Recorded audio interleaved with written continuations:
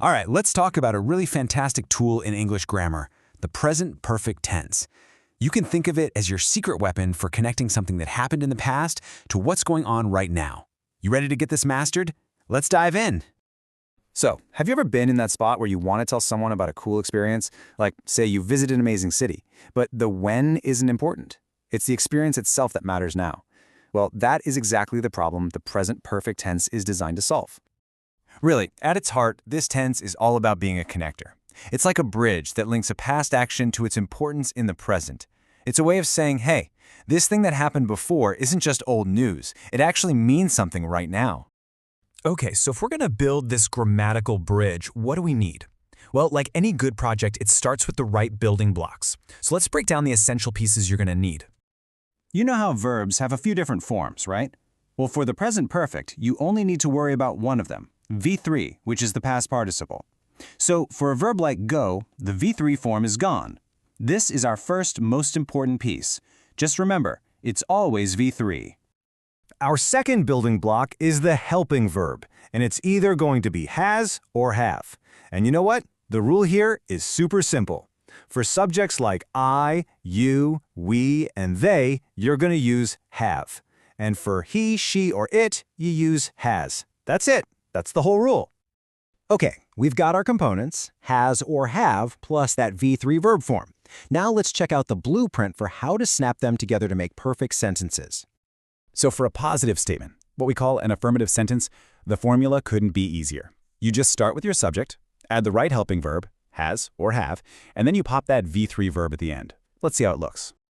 Check this out. In the first example, I have visited London, you've got the subject I, the helping verb have, and the V3 visited. And in the second one, she has completed her homework, it's the subject she, helping verb has, and V3 completed. See? It's just a simple, reliable pattern. Now, what if you want to say something didn't happen? Well, it's just as easy. You take that exact same formula and just slide the word not right in there after has or have. Seriously, everything else stays the same. For instance, I have not seen that movie. Or you can use a contraction, which is what you'll hear most of the time when people are talking. He hasn't called today.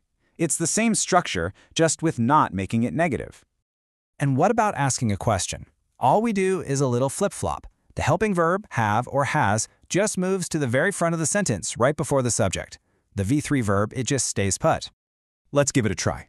Have you finished your homework? You see how have comes first right before the subject you? Or has she met her friend? Same thing. Has is out in front of she. It's a really straightforward switch. Okay, so we know how to build our sentences, but now we need to know the really crucial part, when to use them. This is a powerful tool, and it's got some specific rules about time, so let's make sure we get this right. Here's a little tip.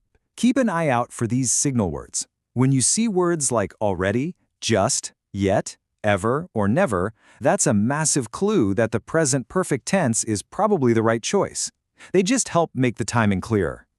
And here it is, the golden rule. If you remember one thing about time, make it this. Because the present perfect is all about an unspecified time, you must never, ever use it with specific time words like yesterday, last week, or in 2010. For those, you always have to use the simple past tense. This is a big one. Look, everybody makes mistakes when they're learning. It's just part of the process.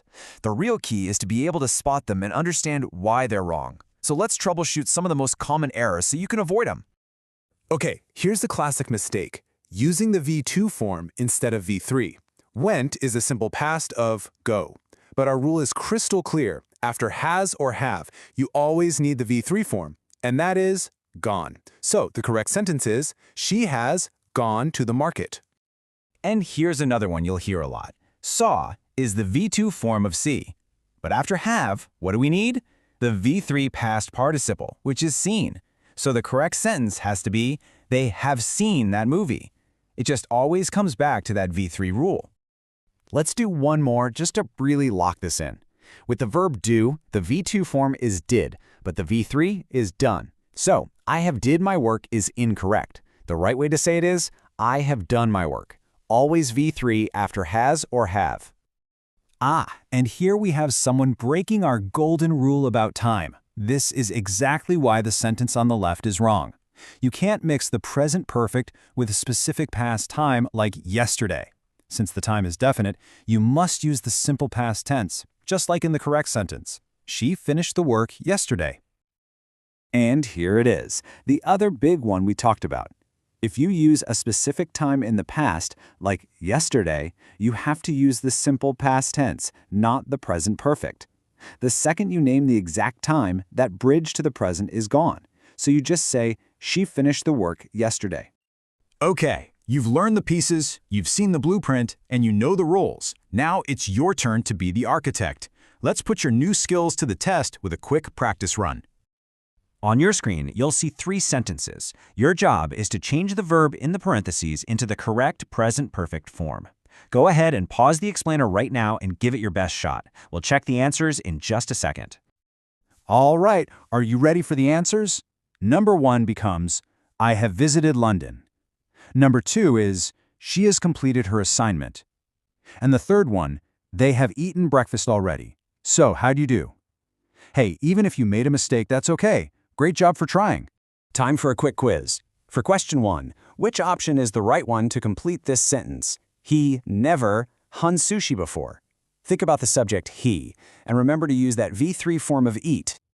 And for our second question, we've got a question, have you do your homework yet? Which of these options correctly starts the question and uses the right verb form? Take a second to think about it. Okay, let's see the answers. For the first question, the correct choice is A, he has eaten. And for the second one, it's also A, have you finished? If you aced that little test, fantastic job. So, why does all this matter? Why go through the trouble? Because honestly, mastering the present perfect is like a superpower for your English skills. It lets you talk about your life experiences and your achievements in a really cool, sophisticated way. It's the key to connecting the past to now. And you know what? It just makes your English sound way more natural and fluent. Now that you've got the hang of the present perfect, you are totally ready for the next level.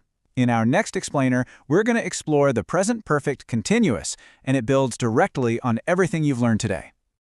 If this lesson helped you out, be sure to like, share, and subscribe to Nestlingua for more. Keep practicing, and we'll see you next time.